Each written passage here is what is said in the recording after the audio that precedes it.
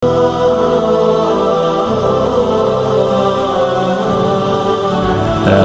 kalimah ya, empat lafaz iaitu Allah, solat, Kaabah dan Baitullah, dan satu lagi ada satu lagi, ada empat lah maknanya. Allah, Baitullah, Kaabah dan solat. Jadi empat-empat ni tuan-tuan yang dimuliakan Allah Subhanahu Wa Taala, sebenarnya tahun 2008 lagi mereka dah tuntut. Ya, tahun 2008 lagi. Siapa yang tuntut? Yang tuntutnya adalah misionaris Kristian di seluruh negara Malaysia kita ni sebenarnya. Ya. Yang mana mereka dah tuntut lama ni. Sebab apa mereka tuntut? Tuan-tuan fahamlah ya. Sebab apa mereka tuntut? Mereka tak ada tuntut saja tuan-tuan. Sebelum mereka tuntut sekalipun, mereka telah membuat misi memurtadkan umat Islam. Di belah Johor Bahru sahaja sehingga hari ini lebih kurang 10,000 umat Islam telah murtad. Ya, kes-kes murtad kebanyakannya mahkamah sivil telah masuk campur. Sedangkan ada dalam artikel 121-1A yang menyatakan bahawasanya mahkamah sivil tak boleh masuk campur dalam mahkamah syar'i. Ini keadaannya.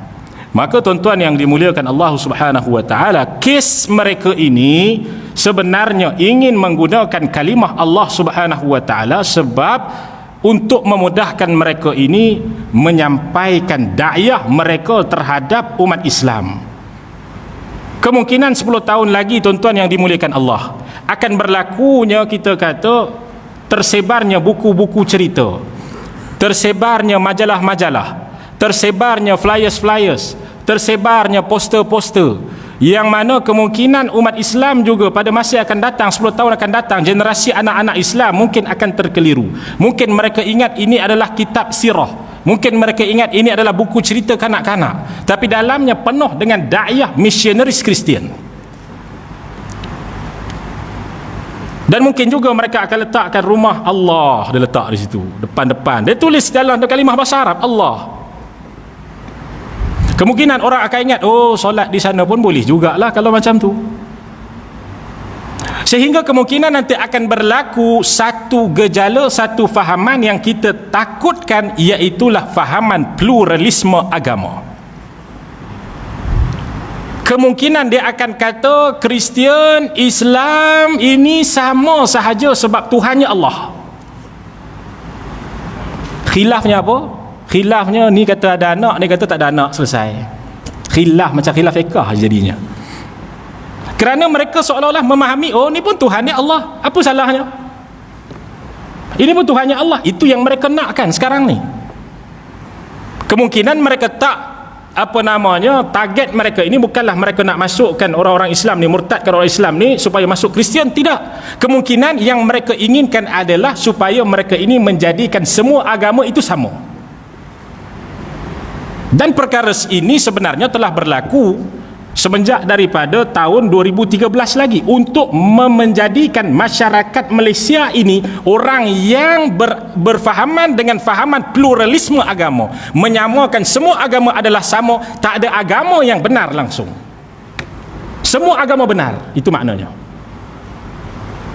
Maka tuan-tuan yang dimuliakan Allah Subhanahu Wa Taala, apakah alasan kita orang Islam bersetuju dengan golongan kufar yang telah memohon untuk menggunakan kalimah Allah? Apa alasan kita sebenarnya? Kita bersetuju dengan mereka. Ya, alasan dakwah. Subhanallah. Dakwah bagaimana tuan-tuan yang dimuliakan Allah? Nak terangkan Allah kita adalah sama. Sedangkan kalimah Allah itu, apa makna kalimah Allah? Ma'budun bil haq, al-istighna' an kulli ma siwah wal iftiqar ilaihi kullu ma'adah. Apa makna kalimah Allah? Kalimah Allah itu ma'budun bil haq, yang disembah dengan sebenar-benar sembah. Al-istighna' an kulli ma siwah, dia terkaya daripada sesuatu, maknanya dia tak berhajat kepada sesuatu pun. Wal iftiqar ilaihi kullu ma'adah, bahkan semua berhajat kepada Allah Subhanahu Wa Ta'ala. Itu makna Allah. Maknanya tak sah letak Allah itu berhajat kepada anak, tak sah sama sekali. Tak sah letak Allah itu seperti makhluk, tak sah sama sekali. Tak sah letak kalimah Allah pada mereka yang menyamakan Allah seperti makhluk, tak sah sama sekali. Tuan-tuan yang dimuliakan Allah Subhanahu Wa Taala, kalimah Allah adalah kalimah milik umat Islam. Bukan milik siapa pun, bukan milik agama mana pun, tidak sama sekali. Bahkan mereka bukan dipanggil sebagai agama, mereka ini adalah ajaran-ajaran yang kita katakan bukan agama pada hakikatnya. Kerana ad-din, agama itu terbina di atas kebenaran. Bila sebut istilah agama, agama itu terdiri di atas, terbina di atas kebenaran. Maka tuan-tuan yang dimuliakan Allah Subhanahu Wa Taala, kita sejak turun-temurun kita masyarakat Melayu, daripada nenek moyang kita, kita tahu kalimah Allah ini semuanya hanyalah milik umat Islam di tanah Melayu. Adakah sebab tiba-tiba ada yang mengatakan ada di kalangan kufar menyebut Allah di dalam Al-Quran maka kita membenarkan? Itu bukan dalil. Itu bukan dalil kita membenarkan golongan kufar menyebut nama Allah. Hanya semata-mata kita lihat dalam Al-Quran ada ayat yang menyatakan wala in sa'altahum man khalaqas samawati wal arda la yaqulunna Allah. Apabila ditanya kepada golongan kufar siapakah yang mencipta langit dan bumi, maka mereka mengatakan Allah Subhanahu Wa Taala. Dalam konteks ayat ini, para mufassirin, para ahli tafsir mengatakan telah berlakunya argumentasi, maknanya perdebatan Nabi SAW dengan golongan kufar, sehingga ketika tersebut mereka tidak mampu untuk menjawab. Akhirnya mereka kata, ya, yang menciptakan bumi dan langit ini adalah Allah Subhanahu Wa Taala. Semata-mata pengakuan, bukan bermakna kalau mereka itu mengaku mereka beriman, kerana mereka tetap disifatkan di dalam Al-Quran sebagai musyrik.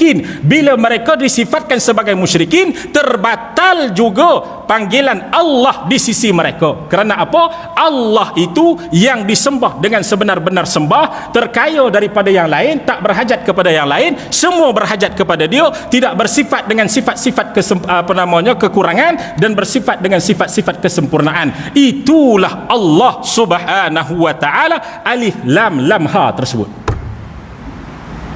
Maka bukan tiba-tiba kita kata ada dalil di kalangan mereka kata Allah, kita pun kata tak apalah bagi kufar guna Allah. Itu bukan dalil. Tengok balik di sebalik dalil tersebut, tengok balik asbabun nuzul, sebab adanya ayat tersebut. Mereka hanya kata, hanya bagi tahu Allah, ya Allah lah Tuhan. Tapi dalam masa yang sama, tuan-tuan fahamkan betul-betul, kalaulah mereka kata Allah itu Tuhan, kenapa mereka tetap disifatkan sebagai mereka yang mensyirikkan Tuhan? Kerana hakikatnya mereka tak beriman dengan Tuhan. Maka tuan-tuan yang dimuliakan Allah Subhanahu Wa Taala, saya sekali lagi mengatakan saya takkan setuju sama sekali ya dibenarkan golongan kufar di Malaysia ini menggunakan kalimah Allah. Itu keputusan saya, dan saya berharap ya supaya mudah-mudahan kalimah ini tetap akan dipegang, tetap akan diberikan kepada umat Islam, takkan diberikan kepada selain daripada Islam, khususnya di Malaysia ini. Wallahu taala a'la wa a'lam. Minta maaf tuan-tuan ya. Dia punya enjin jadi panas sikit. Bismillahirrahmanirrahim. Wallahu taala a'la wa a'lam.